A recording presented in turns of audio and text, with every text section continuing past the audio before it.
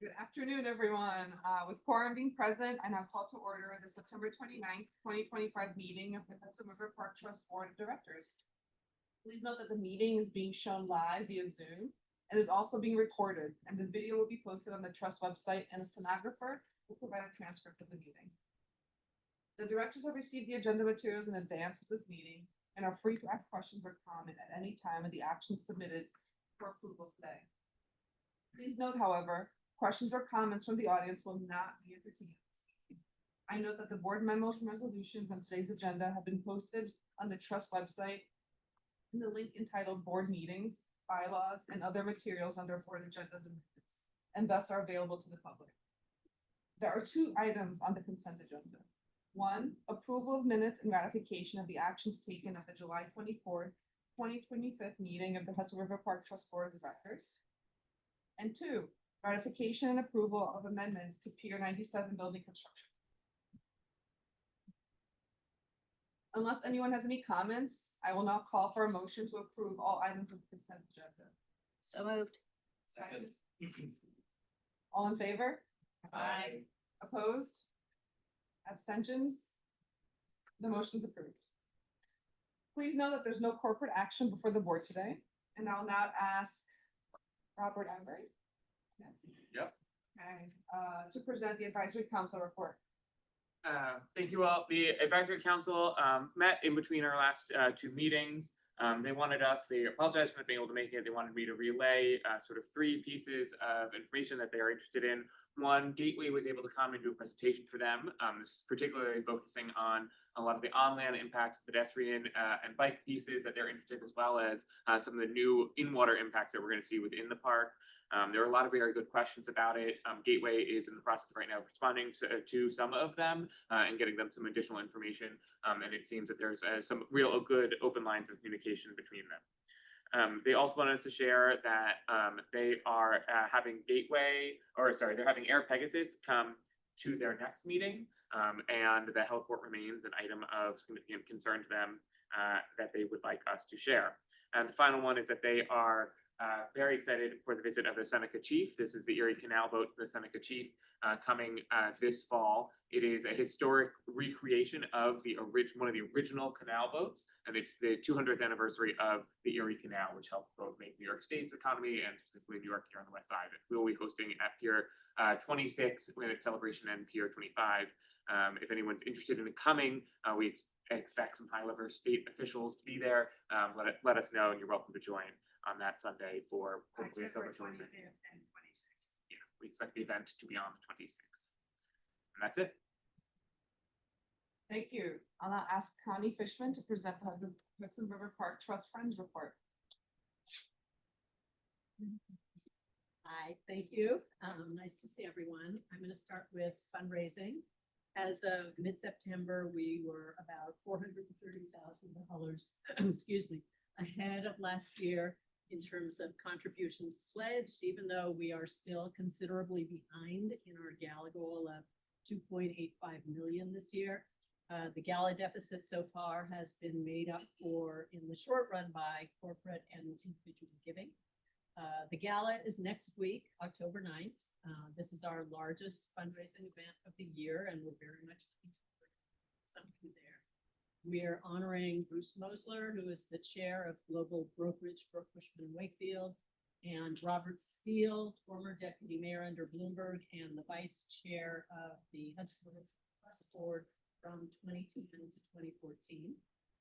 Our other events from over the summer and continuing into the fall are an annual gallery tour that we had with the subcommittee of our development committee that is interested in arts and culture, a guided tour for the Business Council of the Terminal Warehouse Development Project across the street from 28th Street where the Habitat Zone is, a new redevelopment that is being occupied now.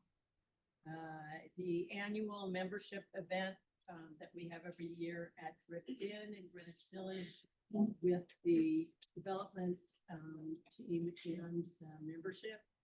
The River Project presentation by Trust staff. Thank you very much to the membership event in the Wet Lab that took place very recently at Pier 40. was my first time to see the entire tour after more than 20 years, and it was fantastic. So really kudos to you. Another business council presentation by the Chief of Public Outreach at the Gateway Tunnel Development Corporation, probably similar to the presentation that the advisory council was shown. And our playground committee annual business meeting and reception last week. We are also part of an original dance called Rhapsody, which was choreographed by Larry Keglin, one of our development committee members and a former Friends board member. And it will have its finale this Saturday and Sunday up at Pier. And our annual membership development committee and some board members included takes place the 5th of November, and a Give Where You Live at a board member's home, which is one of our fundraising events that we have 3 or 4 times a year, taking place on November 13th. So it's been extremely busy this summer, and the fall will be the same. We are also going to be meeting with 2 prospective new board members in November with our nominating committee.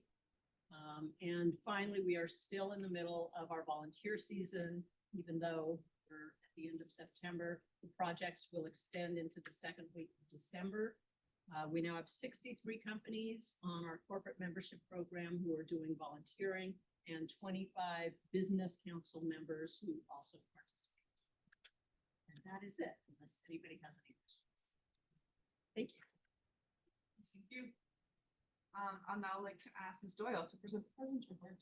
Well, the first thing Ms. Doyle would like to do is officially welcome Antonia Pereira to the trust. You've all met her before, but since the last meeting, Commissioner Amanda Lefton has officially designated Antonia to be our trust partner. So we welcome you here. Antonia is the regional director for Region 2, and I've had occasion to have some calls with her in our business capacity already. She's, as is the tradition at DEC, incredibly responsive, incredibly thoughtful, incredibly helpful. We're very grateful. So thank you and welcome. With a welcome comes a bit of a departure. Patrick Foster has not left DEC, but he has an even bigger position than he had previously. He's now the Deputy Commissioner for Sustainable Development. He is traveling around the state a lot these days, and he will still be using our dog runs and other things on when he can. But he did ask me to share with all of you that he considered, his engagement with Hudson Park and its growth be one of the highlights of his professional career. It turns out that when he was before DEC, he worked near the old Pier 25 when he had the remnants of the Amazon Club, nightclub, mini golf, if that was there then. So he truly has watched the park grow up, and he's proud to have been part of it. So he wanted you to all have that. Okay. You get mostly not have to listen to me today. We have our annual sanctuary report, and we also have our promised discussion about our programming activities. But I do have a couple of things to raise. You've heard about Gateway already.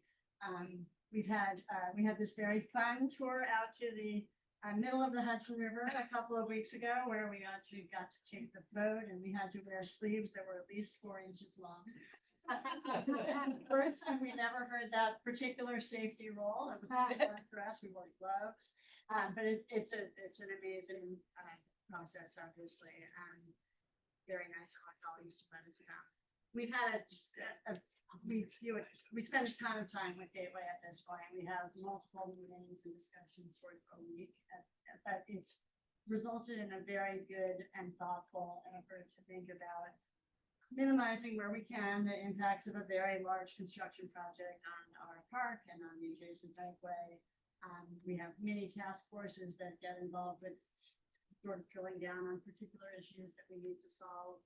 Bob's going out tomorrow to look at inventorying park property that is going to need to be temporarily relocated offsite. One of those examples is the public art piece, the two large tables, it's called, the tables and chairs at 29th Street. their current construction area is going to need to expand south to include that area. So they need to carefully remove that and keep it in safety offsite for us and restore it if necessary before its return, as examples of the types of things that need to occur there. We've been working with city and state DOTs as well on all of the bikeway and pedestrian access issues.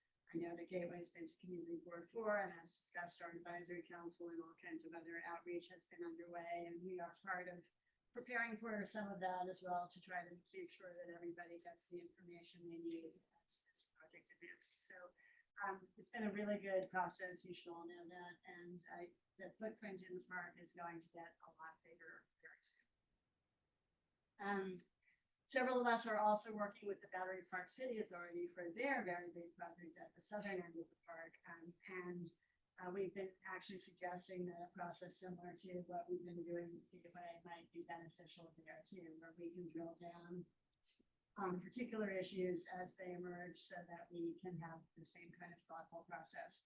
There's a sensitive issue there, a very sensitive issue there that the trust has been flagging for a long time, which is that the memorial plaque that the de Blasio administration installed for the two American victims of the October 31st terrorism attack, Nicholas Cleves and Darren Drake, is in the area that is going to ultimately need to be disturbed by the Battery Park City project.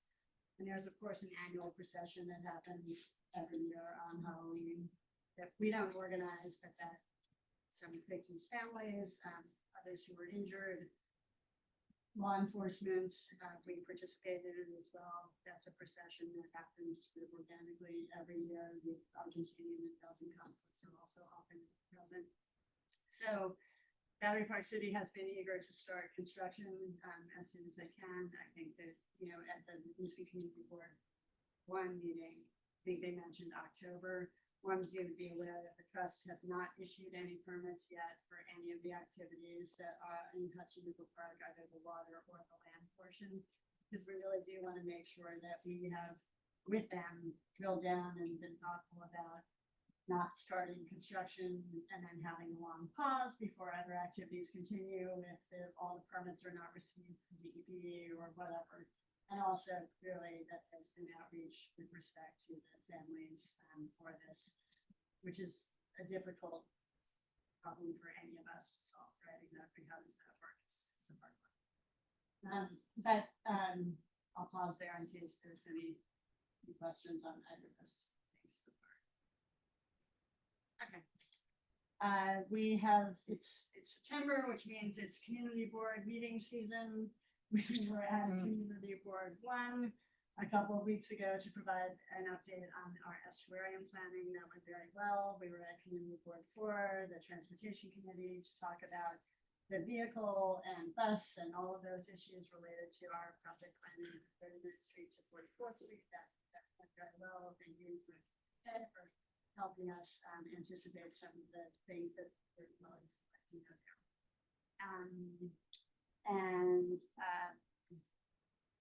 Let's see, we are working, still trying to get some input from City Department of Transportation with respect to a whole bunch of complicated issues in front of the Pier 79 ferry terminal and the service road there. We have a concept that we like to advance to reduce the number of vehicles in that area and better organize combination of pedestrians and cyclists and buses and everything that are going to need to be there.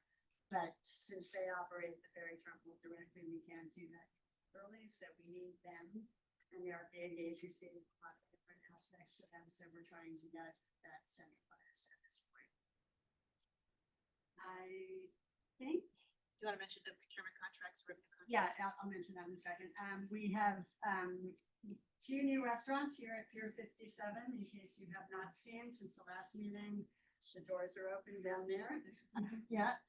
We have Of Corsica and Meru on the roof.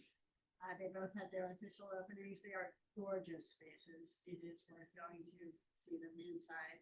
Mediterranean and Japanese, and there's a sake bar and listening room up there, and they're really beautiful additions to New York City's restaurant landscape. I will be going in October myself, so I haven't tasted the food yet, but I feel it's very good. But do check them out. And as Chris requested, the other formal item for you is that Public Authorities Law, Section 2879 requires an annual review by the Board of Service contracts with terms in excess of 1 year.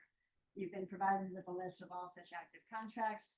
Similarly, the trust revenue guidelines also require staff to share a list of active revenue contracts, including leases and concession agreements with a term longer than 1 year on an annual basis with the audit committee. We've provided that list in your handouts. Please let me know if there's anything you'd like to discuss, or obviously Chris or Christine or Sikander, if you need any information about our contracts. Also, as part of your attachments here, we have provided a printout of press about Hudson River Park that our PR consultant has provided. Some of these things were on TV and are actually really fun clips. Want to see them in that way. But you don't have that? Yeah, we do. Oh, I do. We make 4 copies. Oh, really? Good, that's. And I was gonna say this is. Give me email. There's an email with the link. That way they will. I'm happy to pass it around. You can just send them. Yeah. I sent it That's to you. not Email, field some yeah, paper. PDF Okay, well, we'll resend the link if anyone would like it, but, we get a lot of good press and you should know that. Okay, I think that's it unless anyone has any questions for me. Okay, we'll turn it over for our annual estuarine sanctuary management report. Great. Thank you all. Just as we're getting started, I want to make sure to remind sort of everybody exactly what it is we're talking about. So the estuarine sanctuary management plan is a document required under the Act. It's intended to guide us as the trust, our partners in decision making about our estuarine sanctuary. That's there's water acre within the park. It is one of our most unique and frankly defining features of the park. It's part of what makes us different from everybody else. Collectively, there are sort of 3 main goals, and we're not going to go through them because there's a million there within the goals. There's a million sub goals, and from there, even more goals. On 3 broad management areas. So environmental education, research and habitat enhancement, and public access and resource management. Each year, we have a commitment to give you an update on the projects that are of interest to both our TAC, our Technical Advisory Committee, our staff, our research partners, you guys, and more. And it's an opportunity for you to give us feedback, most importantly. So at the end of this, we want to make sure we hear from you and your thoughts and comments. And with that, I'm going to turn it over to Carrie and Tina to walk us all through the specifics. So in past years, it's a little hard to see. Let me see if I can pull it. Yeah. Well, thank you, Robert, and hi, board members. So the last 4 years, we've really given a robust report. We're trying to build knowledge for the breadth and depth of our work. But this year, we're taking a little bit of a different approach. We're going to focus on about 5 highlights that share some exciting progress stories and our successes. Last year, we emphasized that with the origin of the SMP and this commitment of public access and to educate, to conduct research and do habitat enhancement, it's all part of this greater watershed initiative that's realized in partnership with other government agencies and nonprofits and academic institutions. So we said we were going to work with New York State DEC and New York and New Jersey Harbor Estuary Program to look at the alignment of all of our action agendas and to see where there are opportunities for us to not only further collaborate to accelerate projects, but to really focus on a couple of goals and areas that are kind of the most complex challenges we're facing to solve those together. So one early output of those talks is this map. It's in the latest update to Hudson River Estuary Program's action agenda, but it just helps to remind us that we're part of this greater watershed and zoom out a little bit. And Hudson Park is very small. We are the purple down at the bottom, but it shows that we're part of this tidal ecosystem that's dependent on these interstate relationships and these partnerships. And although, you know, we're a very important and unique site, being the only estuarine sanctuary amongst them, it's really key that we also are coordinating amongst all of these groups. And with that, I'm going to pass it over to Tina, who's going to share some successes in education and public access. Can I ask one Please. quick question is, where does the estuary officially end? It officially ends, so it's all around the salt front, and officially it goes all the way to the Troy Dam, but there's a big drop off around Poughkeepsie. Poughkeepsie's the first city to use the Hudson River as their drinking water source. So there's a small enough amount of salt content where they can take that out.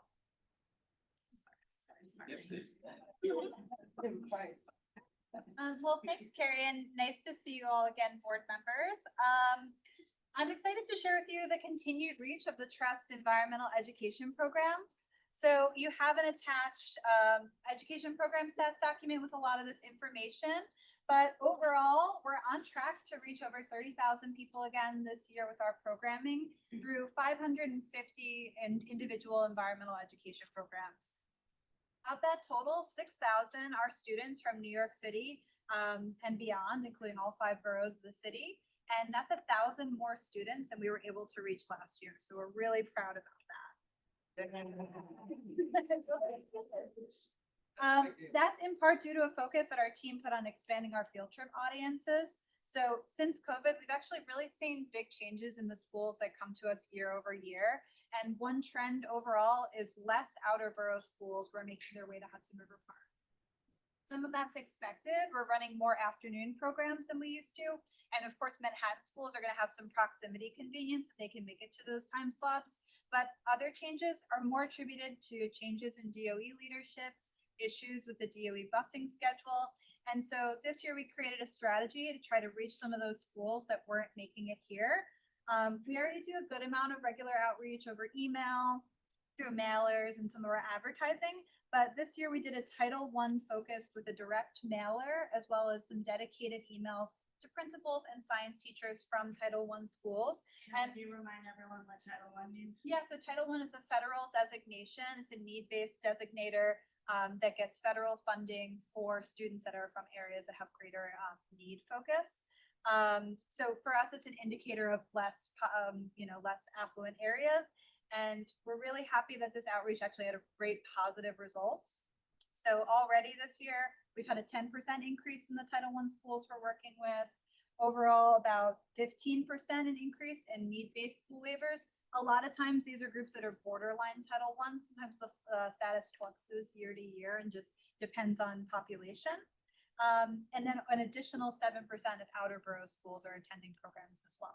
So all of that really positive form of outreach. Beyond field trips, we also offered, New Jersey schools? we do actually. We get a lot of, particularly Hoboken and Jersey City. They sometimes take the ferries over to us or the path. But yeah, we work with Jersey. It's a much smaller group. 4%. Yeah. I'll just point this out, if you look at your education handout, there's a little pie chart that shows the distribution. So, to the, yeah, well. And we're actually even surprised, we get groups beyond even New Jersey and, areas that we don't expect. Sometimes we get Westchester schools, a little further upstate, or even Long Island. Sometimes there'll be a destination as part of a weekend trip to New York City those schools doing. So it's cool to see us be incorporated in those ways. Beyond the field trips, though, we also offered public drop-in environmental program. This year, our programs went throughout the entire park, all the way from Pier 97 to all the way south to Pier 25. So we expanded audience outreach to think of ways to successfully engage adults. And we have some examples right here of our Science After Dark series. So this is one way that we're really targeting a young adult audience, 21 plus. These are field trips for adults. So we're looking at ways to get college students, working professionals, and young adults. We're using strong existing programming partnerships to create this series and create a field trip hands-on experience. Ask a Scientist is more like a lecture with a local expert. Gives us a really great opportunity to connect some of the researchers that are doing work in Hudson River Park and amplifying their work. Back to school really lets our education team and science team shine. They do hands-on research where you become a researcher for the day in our wet lab, measuring fish and learning more about how to identify them. And then Science Stories is a storytelling event right here in Discovery Tank, which becomes a podcast that's filmed live and shared on NPR and other spaces. So overall, these programs create really unique opportunities to connect ongoing stewardship, share our unique sanctuary mission, and reach decision-making adult audiences. So through this program, we've already reached over 300 adults so far this year, with more programs coming this fall. We run them about once a month, and depending on the type of program, it's about 30 to 70 people that can go to them. You can see a big group for Ask a Scientist, for example. All right, so beyond field trips, another notable success is the park's continued support of non-motorized boating. So Hudson River Park is a major connecting point for New Yorkers to their local waterways, with 6 non-motorized boating locations within the park's 4 miles. In 2024 alone, nearly 75,000 people engaged in a wide range of boating activities in our waters, from kayaking and paddleboarding to sailing, outrigger canoeing, and rowing. We're on track to meet that number and potentially even exceed it. A lot of it depends on if the weekends are really warm weather days or not, because that is when people often want to come out and get on the water, understandably. In 2024, though, we saw an 11% increase in boating from the year before, and a lot of it was connected to free or low-cost on-water programs. So over 75% are actually free and low-cost programs. When you have a program of this scale, one of the great strengths is that it allows for both unique and repeating visitors to come on the water. So groups like Downtown Boathouse at Pier 26, Manhattan Kayak at Pier 84, and Manhattan Community Boathouse at Pier 96 all do a really great job providing those introductory experiences and courses for many first-time boaters. While on the other hand, Village Community Boathouse at Pier 40 and Hudson River Community Sailing at Pier 66 really focus on engaging high schoolers in internship experiences and building STEM and science skills. So you can kind of see that breakdown in the chart that we have here, which shows unique and repeating users of the sanctuary, and it just is great to have a balance of both here. Of course, we're also continually considering ways to support on-water engagement by prioritizing commitments to safe on-water use, including the regular maintenance of life rings, rope ladders, and on-water education. The Trust Annual Water Safety Meeting is a space to discuss a wide range of topics and convening non-motorized boaters with motorized boating tenants and permittees. Well, we're also happy to say we're in the process of wrapping up a DEC public access grant focused on the park's non-motorized boating and on-water safety. We completed a lot of the on-water safety pieces a couple years ago, and now we're just in the process of installing some safety signage. So we've been working with each of the in-park boating groups to create that signage and get their feedback to target valuable educational information for novice boaters. And we look forward to installing that this fall. And then shifting back to some education, internships are a really key element for us to inspire stewardship. And this year, 40 students and young professionals engaged in the park's science and education internships. Over the years, we've developed a wide range of ways to support students and young professionals with these programs that really help feed into various STEM career pathways. Our 2 most robust internship programs include a seasonal cohort of college students and young professionals that conduct the science and education work happening in the park from June through December. And then the Park Science Leadership Program, which ran its 7th successful year of tiered mentorship and authentic research for high school students historically underrepresented in STEM. Beyond that, though, local partnerships really help us continue to elevate this work. And this year we hosted science communication internships for CUNY students. You can see in the center there, they created displays right here in our discovery tank and hands-on activities the patrons got to do. We have a fieldwork internship with New York Harbor School. So on the left, those are 2 high school students that worked with us collecting data about our fish ecology survey and then presented it. And then lastly, we're also continuing to be a site for an environmental education fellowship with the Pace University Wilson Center for Social Impact. This year, we're also excited to share that we've been trialing docent programs to further public programming and community science in the park.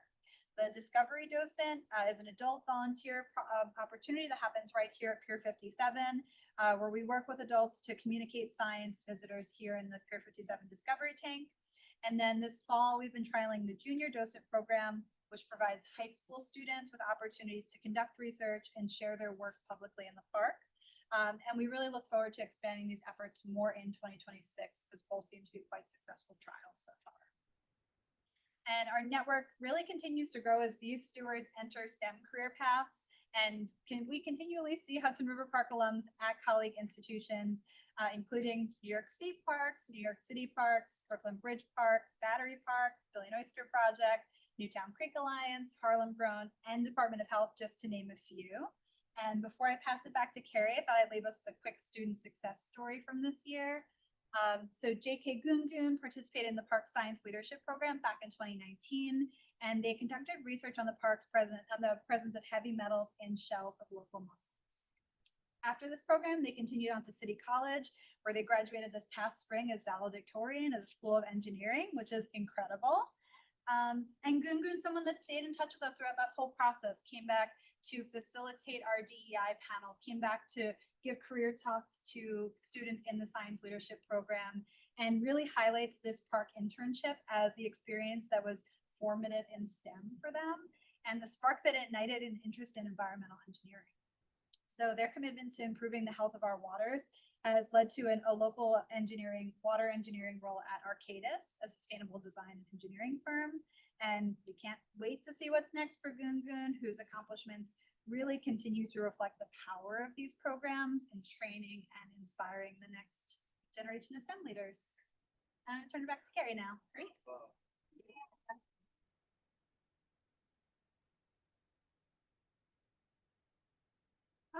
Okay, so this is actually a great segue into pointing out the next handout, which is this 2025 Park Education and Science Partners. So these collaborations are a key component to us expanding our reach and have even led to us securing grants at times. We'd love to hear if there's any groups that we're not partnering with. Please let us know in the kind of discussion portion, or always email us when you meet a wonderful contact that we should consider working with. We've had extraordinary success in building our education and research program, and it's attracted funding to help us further our impact.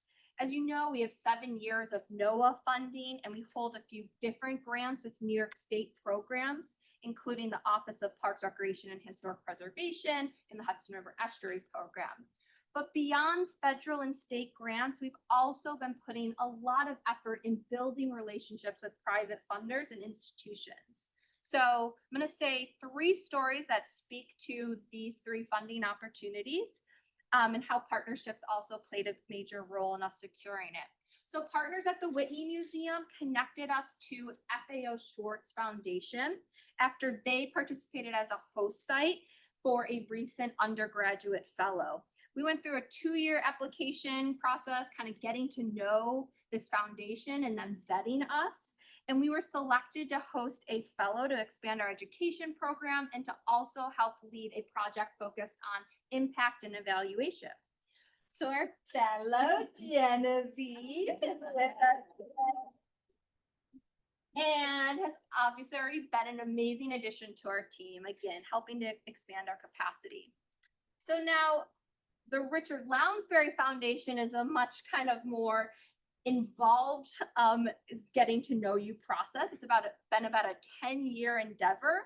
It started back in the early 2010s when a partner from Hudson River Foundation invited us to an environmental DNA working group.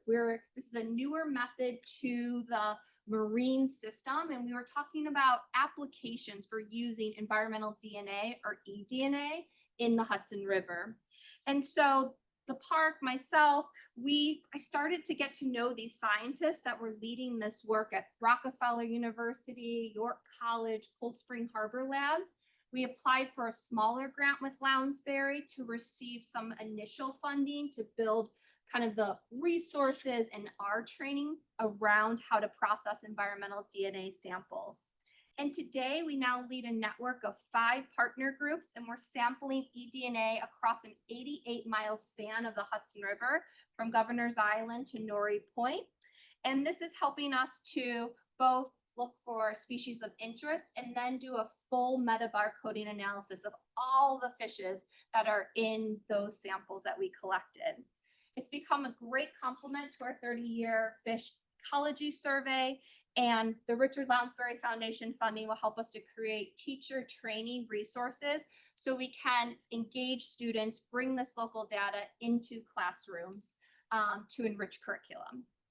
And then lastly, through us taking the initiative to build that robust STEM high school internship that Tina was talking about called Science Leadership Program, we originally got some National Science Foundation seed funding, and the partners who secured that Columbia University Lamont Doherty Earth Observatory, they were really impressed by the impact that we were having on students in terms of building technical skills and confidence in science. So we and Columbia went to Pinkerton and essentially introduced us to them, helped them understand our high school program. And we went through another vetting process, many site visits, getting to know Pinkerton. But since 2021, they have supported this science leadership program. And since 2018, this program has served 85 students, one of whom was Gungun that Tina spoke about. Great. So, oops. When we updated our ESMP, we shared that research and habitat enhancements were 2 areas of focused growth, and that research and habitat work and our visiting scholar programs have now become elements that really distinguish us from our partners. So this last handout we have, you can pull up, it's the 2025 research projects. And this is an overview of our internal projects that the park team leads, our 2 habitat enhancement research and monitoring programs, and then the 20 projects that we host with partnering scientists. So collectively, this year alone, with all of those projects, we're working with 31 visiting scholars to achieve this ambitious program to help establish research projects throughout the park that really use our shorelines, gardens, our floating docks, our habitat enhancement sites, and the wet lab as these research assets. And as you're aware, the Trust has developed a partnership with CUNY's Office of Research, and we created a Research Scholar Alliance that awards $10K to CUNY faculty and students through a competitive proposal process for research that advances shared interests and the park's, of course, ESMP research priorities. We're in year 3 of the program. 7 different faculty members have been funded to date. And this has really been a big contributor to, of course, us expanding our knowledge around the estuary. And this work was all recognized last week during Climate Week. I was invited to a panel where I spoke with CUNY faculty members about the ways that we are reaching community college students specifically.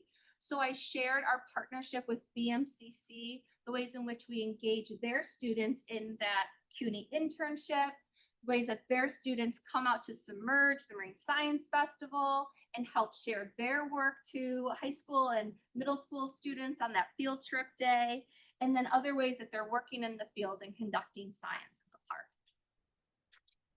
And then my final highlight from last year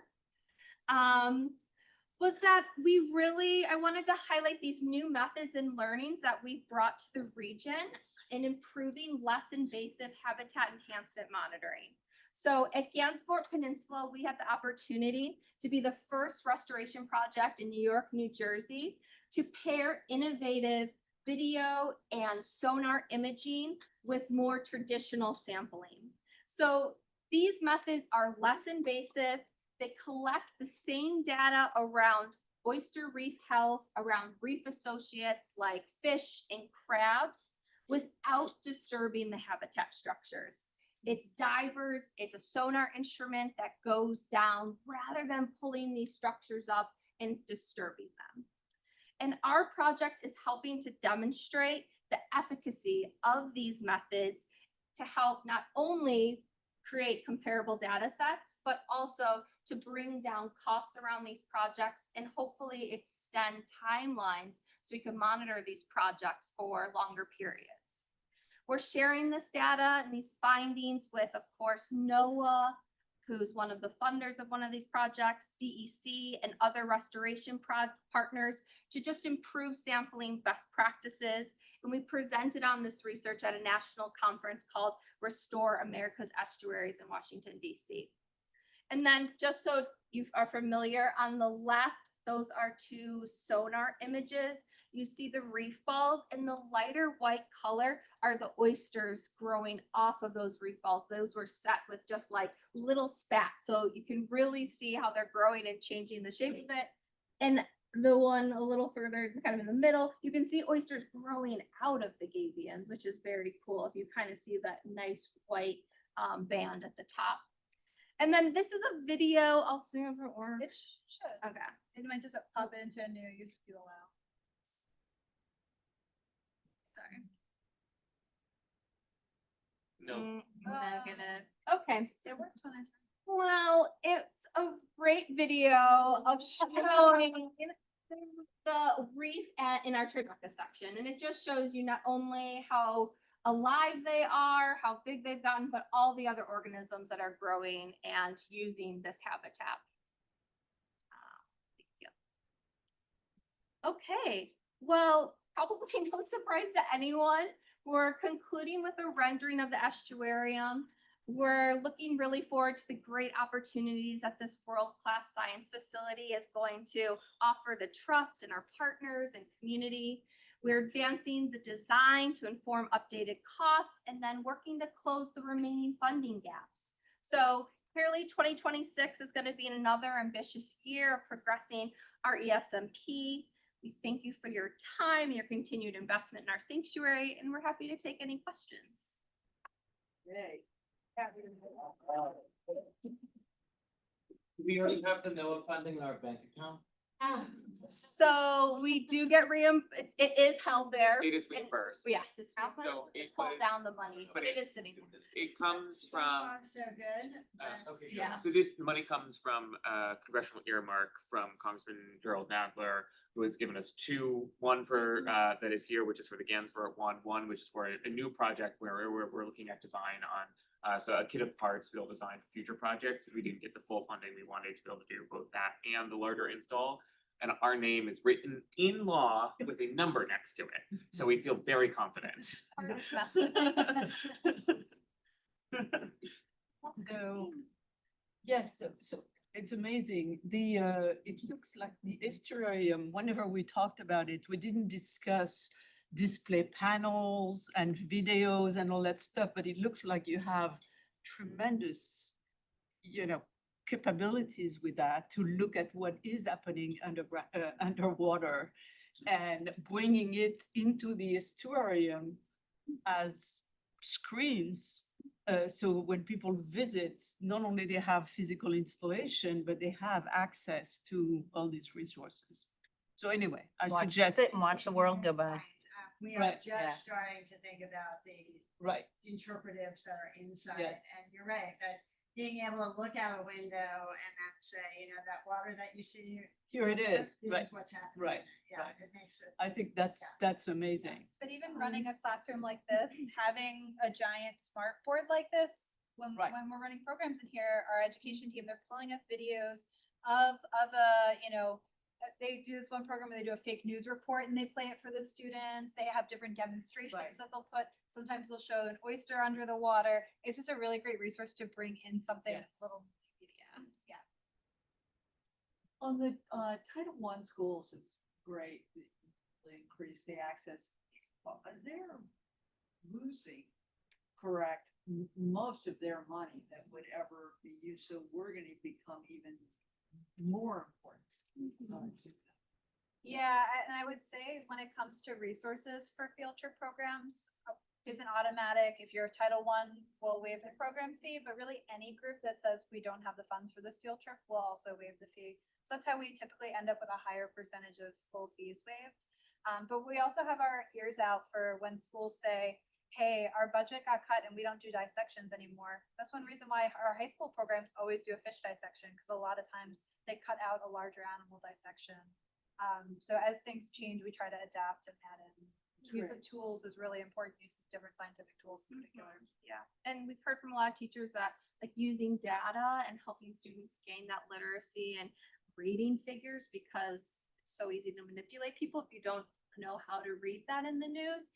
And so that's where a lot of that inspired our work around the environmental DNA and the Lounsbury grant. And that's kind of something we want to help enrich in classroom curriculum. And also say that during COVID, you started putting a lot of materials online. for Yes, people that are.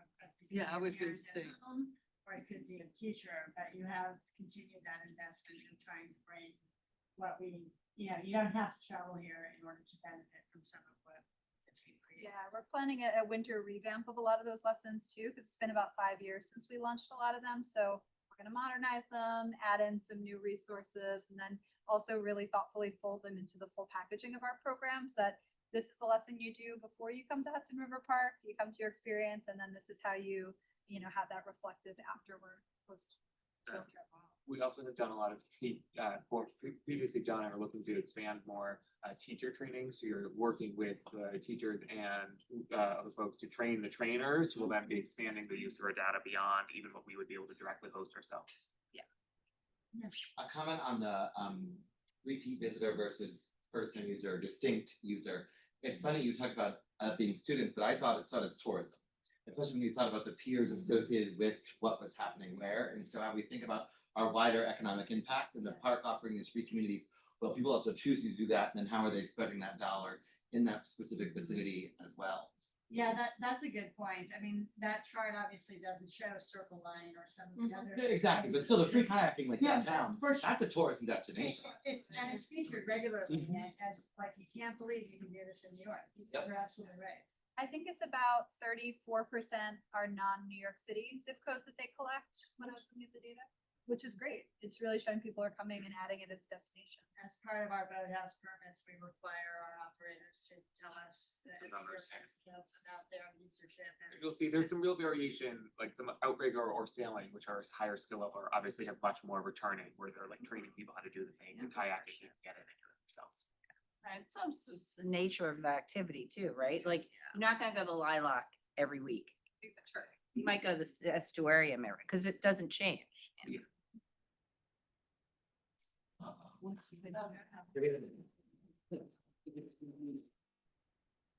Well, I just want to thank Carrie and Tina and their teams. They do, as you can see, an extraordinary amount.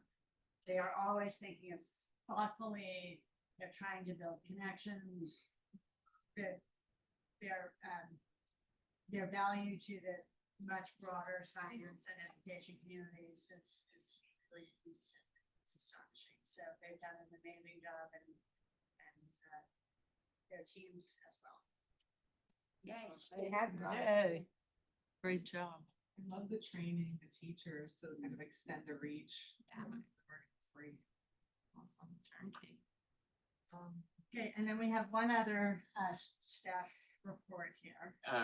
All right, so I'm gonna be much faster, is the commitment here. I know we want to get to it. So we wanted to give you guys, as promised, I know there's been interest in having a discussion about some of our programming. So we wanted to give you a very brief sort of overview, and before diving into really discussion is kind of the main piece about sort of like what thought we give into our programming as a goal. So we've had a spectacular summer season. I think Noreen has kept you guys up to date as we've gone along through it. So I'm not going to go through it. I will just give you a couple incredible pieces of our incredible success from our tent poles. Obviously, Submerge, we've talked about. Blues, we guys have gotten updates about. But we also have some others. So we have things like Sunset Salsa, which has had over 7,500 people come to it this season. Our Broadway by the Boardwalk, which brought a ton of crowds, Clinton Cove, and in your press packet, a ton of media attention, had over 5,600 people who came to a show. Jazz at Pier 84 and Boardwalk Blues at Pier 97 had over 4,000 people come to them combined. Those are really much more local ones, but really is showing sort of an expansion of our reach. We also have here, and I put both in front of you just so you could, as we get into discussion, see them, both our summer event series, which is now over. This is our first fall series that we've had. We expanded it this year. Our winter guide comes out in a few weeks. So we're really starting to enter more of a year-round piece of it. We've expanded our basin, frankly, in part to demand and weather trends, have expanded our series. So we moved Healthy on the Hudson further into the fall because the weather is nicer, longer as it's warmer. Same with Sunset Salsa, which is making a jump from Pier 76 down to Pier 45 for the summer, and really just continuing that programming on. We've had overall, we're going to have, I think, over 120 totally free public events that we do as part of our series here. And with that, over 45,000 people have come to one of our events as part of it. So when we combine that with the 30,000 from River Project this year, we're looking at over 75,000 people will have come to the Hudson River Park program by the end of it, which is a lot of bodies and a lot of people.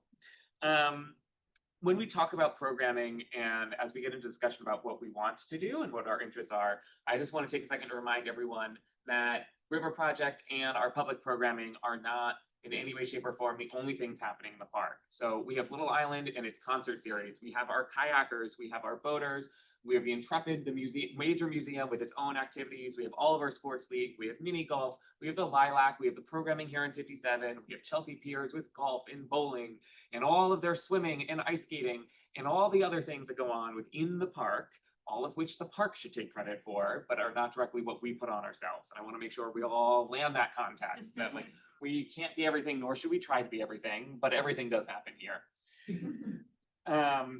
So for today, I just want to really focus on the types of programming and the thought we give into it. So when we look at our programming, there's a couple of lenses, and there's a lot of different ways to do it, but there's a couple of lenses that we really try to apply. And you'll see, and if you think about the programming that Carrie and Tina just talked about, and you put them through these lenses, you'll see almost all of our programming hits more than one of these viewpoints. It's really our goal is to try to make sure that we're expanding those pieces and kind of that guides the approach to it. So one of the first ones here, and these are by no means importance order, they're just the order in which they end up on the slide, is we want to try to use our programming to welcome diverse communities. So this is where we look at things like Sunset Salsa, our Juneteenth programming, Youth Ride, Bollywood and Bhangra. It's really like a series of ways that we are signaling welcome to a broad spectrum of communities, that they are welcome, they should come to the park, they should come enjoy it, come check out our spaces. We also really look at things that are neighborhood focused and engage local partners. So you'll see this in a lot of different ways. We do our Pier 84 and Chelsea Waterside Community Partner Associations, where we partner with local programs. You'll see it in things like West Side Fest, where we partner with the West Side Cultural Network, a bunch of local arts organizations down here in the lower part of the park. But then also in more subtle ways, where we have programs like our Jazz at Pier 84, where we partner with the Jazz Foundation of America, which is headquartered in Hell's Kitchen or Clinton, if I'm being specific. They also run our second stage. We work with Tin Pan Alley, which is a Chelsea music organization celebrating Chelsea's legacy in music that is partners with us. We integrate it in a lot of different ways to do it. Our partners for Healthy on the Hudson this year were all local gyms. There were 4 different local gyms that kind of went through it as part of it. We also look for things that support outdoor health and fitness. Obviously, as a park, outdoor recreation is key to what we do. It's part and parcel of what we are. We couldn't get away without it. So when we look at these, that's where we have like our free fitness programming, and we really lean into that. You'll see it also in the way in which we look at things like participatory dance. So we have a heavy focus on Bollywood and Bhangra, salsa. We have tango programming. We have, Connie mentioned our Larry Kegwin participatory dance community programming. We have a lot of different ways to try to hit that and get people moving. We have bike skills. We also are looking for things that sort of enhance our unique space and our cultural aspects. So this is a kind of different one, but we do things like we partner with folks at the Pier 62 skate park for adaptive skating. We partner with Improv Every Year for their flash mobs, which are absolutely fabulous and have quite a cult following within the city. We know things like big city fishing, or we are one of the only places around where that can take place. You can go learn to fish, in particular in Manhattan. So we have that kind of combo woven into us and what we do. I will say we have the Seneca Chief coming. It's part of that part and parcel of being on the waterfront and trying to take advantage of that space. We look for things, obviously, it's Carrie and Tina, I'm not going to go through it again. Our environment, contribute to environmental education, Submerge, Pumpkin Smash, but also, again, in more subtle ways, Carrie and Tina's team, our educators designed the kids activation at both Blues and our Chelsea Waterside celebration. So Chelsea Waterside community celebration, we had a crafts table. The craft was making pipefish, which are both the fish that make up the Chelsea Waterside playground, I want you all to know. And also had an education module that went around talking about the health of the Hudson River. So throughout it, we tried to make those touch points kind of wherever we can. We also try to make sure that we are bringing attention to the whole park. So our programming stretches from the southernmost reaches to the northernmost reaches, and we try to use it to activate and be intentional about activating spaces that maybe aren't as congested, that maybe don't see as much visitorship.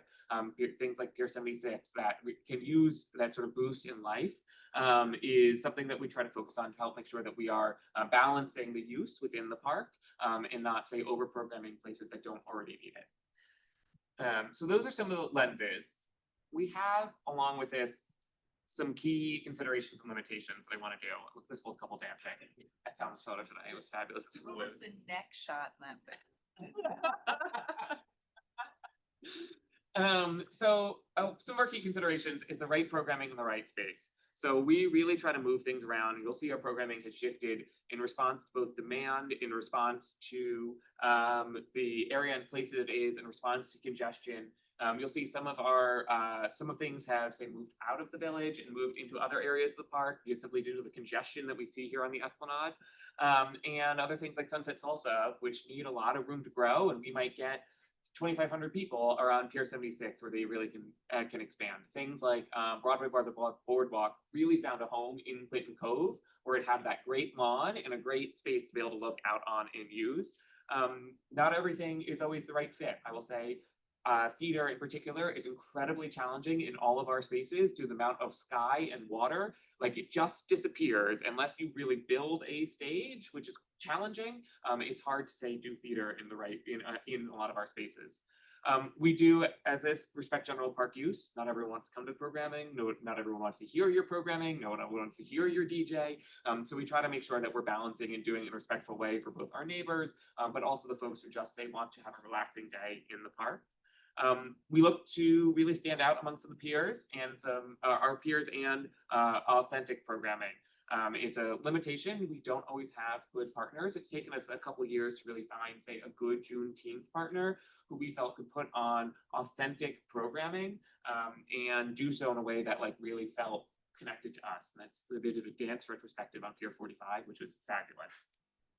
We are incredibly susceptible to weather. We do have to limit things like the ability to call at 4 p.m. for a 6 p.m. event to say, we are cutting it. Last minute, if the rain is coming, we try to push it to the end so we cancel as few times as possible. But weather is sporadic, we are susceptible, and sort of the ability to build is it. Sponsorability, we look for things that are sponsorable a lot of times. We'd love to be able to do it. I will put this one out as loud as I can. If you have concepts of sponsors, we'd love to talk to you and love to have a conversation about it. Broadway by the Boardwalk in particular seems eminently sponsorable this coming year. We have a lot of great photos, a lot of great videos. We're going to be putting together some pitches for it. We think we should be able to attract some dollars to help offset our costs. Healthy on the Hudson obviously has a great track record of it. Blues has a track record of it. And we're trying to expand that in other areas. And then again, operations and build. We are a tight space. I cannot have a drive on stage anywhere except Pier 76. It doesn't work. We've tried it. So the ability to get an event in and out in a reasonable way, in a reasonable time frame, is really kind of put a box on some of the things that we can choose to do for it. And so with that, and I told you I was going to be quick, I have, just looking forward, there's some of the things that we have been doing, which is more expanding our partner programming, where we are not always doing all the pieces of it, but really supporting some other folks that are doing it. So I thought there were things like West Side Fest, where we put on some programming, but we're in part of a larger network. We have Youth Pride, which we are kind of expanding our partnership. That's with Hendrick Martin Institute, the LGBT high school, public high school in New York City. We are looking at trying to expand some of our adaptive skating programming. It was a one-time event this year. We want to try to see if we can expand that and tap in a whole other demographic that may not have otherwise been able to use our spaces. And then things like Bike Skills. Bike Skills is on Pier 76. They are there every week. They have field trips that come for schools, ton of kids that have come to learn. They have adult programming where you can sign up to ride a bike if you need it. So it's one of those ones that we are looking to try to expand that partner network, as Karen Tina talked about, to help reach more folks. And with that, and I know I talk fast, I'll get off the stage. It's dizzying. Amazing. Actually, don't we need one of those? Yeah, we do. Friends, honey. I'm on tap for With that, I want to open the floor.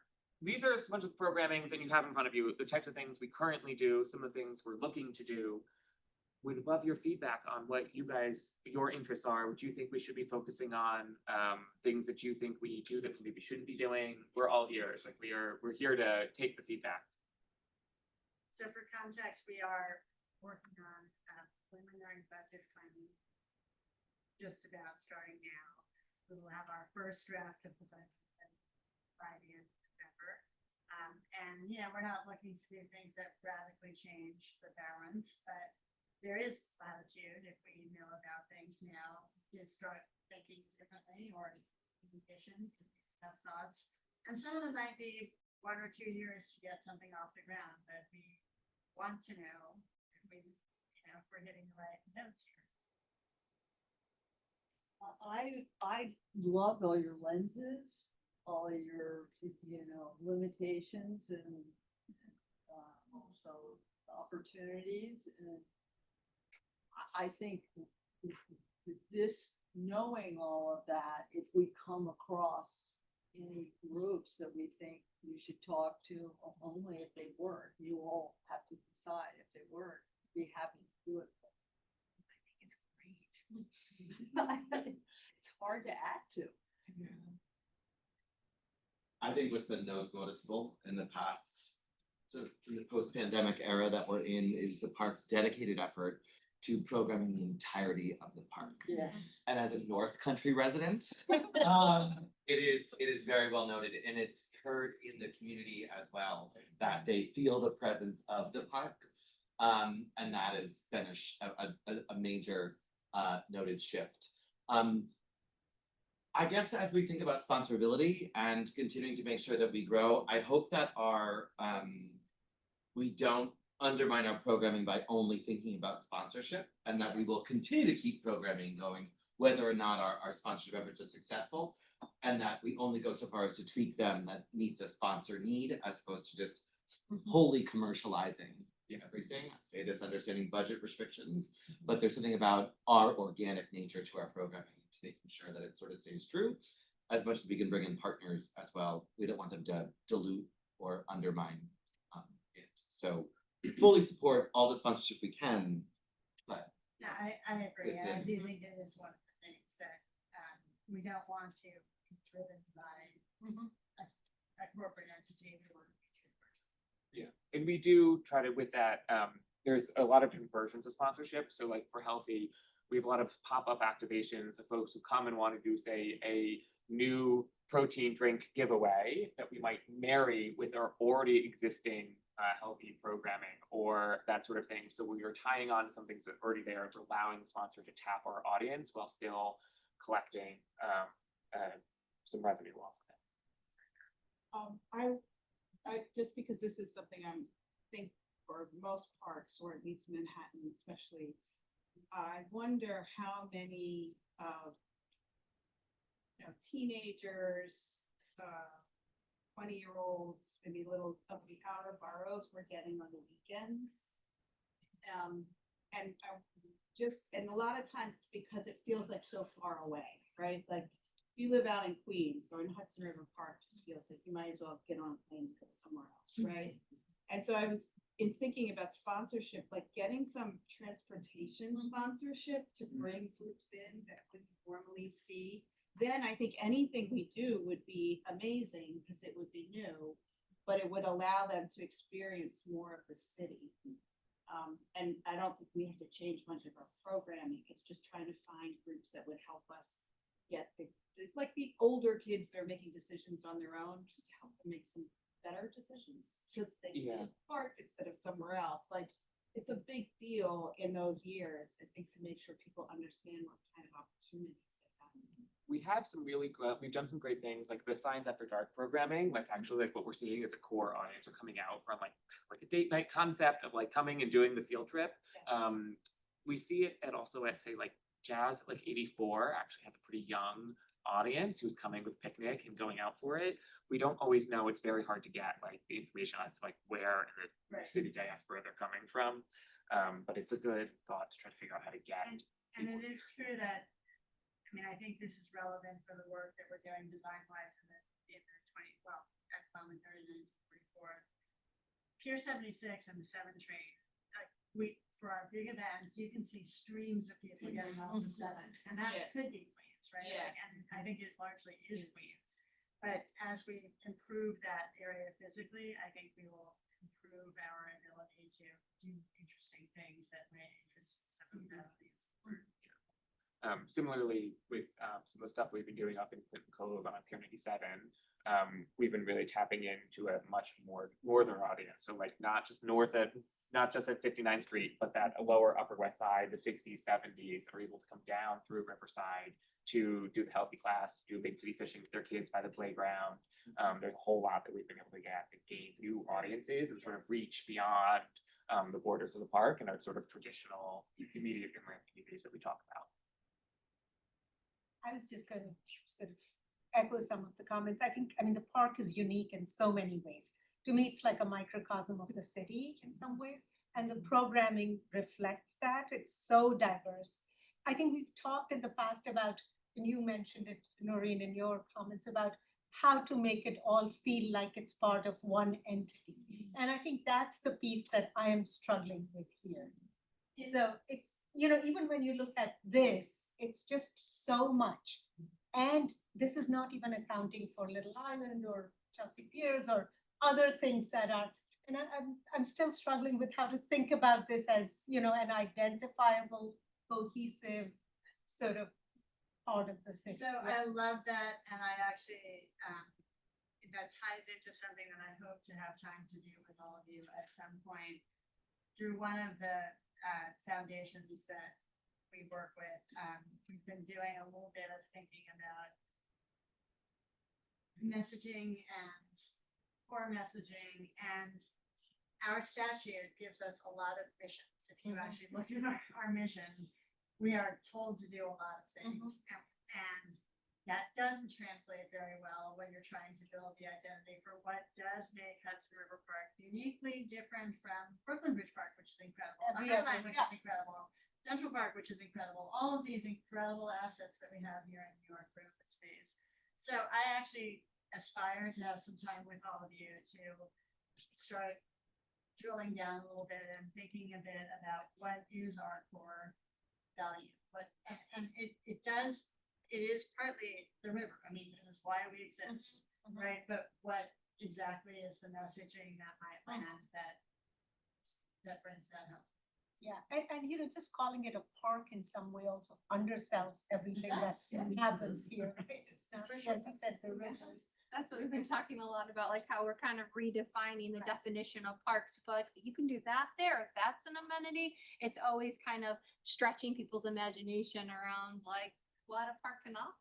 I mean, your research and education program in itself is like a mini university, right? There's so much happening here. It's sort of this how do you, and it's hard to convey. Yeah. And we've had an hour here talking about this, and Yeah. talk a lot more. That's why we're always looking for those threads where we can connect, like, can we make the kids area a blues and connect them to the river and help it all feel like it's part of our mascot, the toadfish. but it's fantastic. Everything you guys are doing is just fabulous. Trip. It's not a park, it's a trip. True. Yeah, because you're going through the Greenway, right? So it's a Greenway, it's a trip, and you discover stuff on a trip, Right, yeah. right? So that's what it is, more than a park. Great, should we keep going? Well, thank you for that. That's awesome and a lot. It was awesome. Is there any further business? If not, I now request that the directors move into executive session to discuss pending real estate and litigation matters, and that we adjourn the public portion of the meeting. The executive session will not include any action items for approval by the directors. May I please have motion to move into executive session and adjourn the public portion of today's meeting? So moved. Second. All in favor? Opposed? Abstention? Okay, the motion's approved. Thank you. The public portion of the meeting is now adjourned, and the trust will now stop the Zoom live recording, and the directors will now meet in the executive section. Thank you.